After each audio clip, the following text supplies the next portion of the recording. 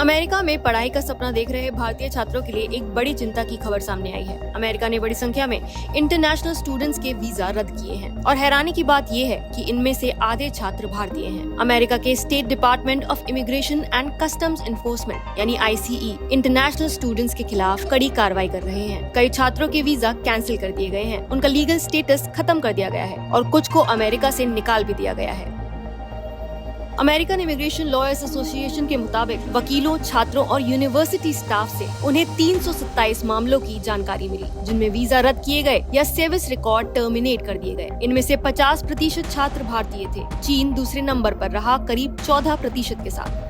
आपको बता दें कि सर्विस रिकॉर्ड एक अंतर्राष्ट्रीय छात्र का डेटाबेस होता है जो उसके स्कूल और अन्य प्रासंगिक जानकारी के साथ जुड़ा होता है। इस रिपोर्ट में कहा गया है कि ये वीजा कैंसिलेशन अक्सर बिना किसी साफ वजह के किए जा रहे हैं, यानी कारण नाक के बराबर बताए जा रहे हैं और जो कुछ भी सामने आया है वो काफी मनमाना है। इस कार्रवाई के खिलाफ अमेरिका की कई डिस्ट्रिक्ट कोर्ट्स में छात्र केस दायर कर चुके हैं। कुछ मामलों में कोर्ट ने टेम्पररी रिटर्निंग ऑर्डर भी जारी किए हैं, जिससे छात्रों को पढ़ाई जारी रखने की इजाजत मिल सकी है। कांग्रेस सांसद जयराम रमेश ने भी इस मामले पर चिंता जताई है।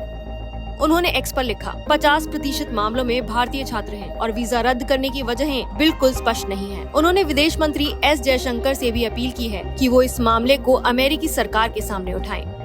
विदेश मंत्रालय के प्रवक्ता रणधीर जायसवाल ने बताया है कि सरकार इस मुद्दे की निगरानी कर रही है। अमेरिका में भारतीय दूतावास और कॉन्सुलेट्स छात्रों के संपर्क में हैं और उन्हें जरूरी सहायता दी जा रही है।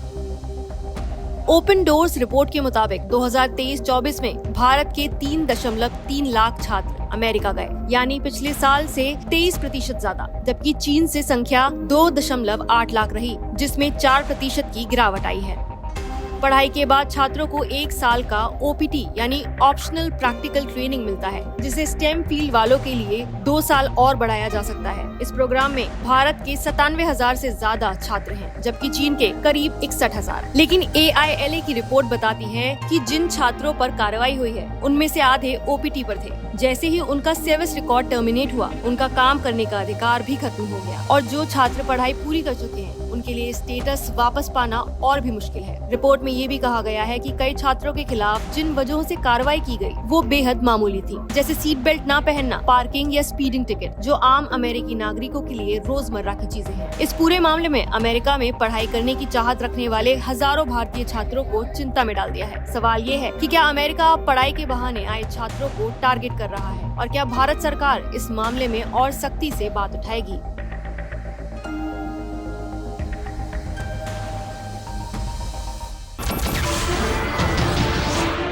नमस्कार, मैं हूं मानक गुप्ता। अगर आपको हमारा ये वीडियो पसंद आया हो तो इसे लाइक और शेयर जरूर करें और हाँ, हमें सब्सक्राइब और फॉलो करना ना भूलें ताकि आप देश और दुनिया की कोई खबर मिस ना करें। तो जुड़े रहिए हमारे साथ और देखते रहिए News 24।